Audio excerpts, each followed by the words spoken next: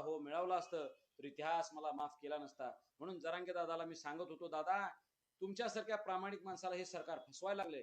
मी तिथं रडलो, अक्षरशः डोळ्यात पाणी आलं. मी त्यांचे पाय धरले. दादा तुमचा हा लढा अंतिम टप्प्यावर आलेला आहे, सरकार गुडघ्यावर आलेला आहे, शासन प्रशासन कोलमडून पडण्याच्या स्थितीत आहे. आता थोडा धक्का लावल्यावर आपल्याला हे सगळं ऐकणार आहेत.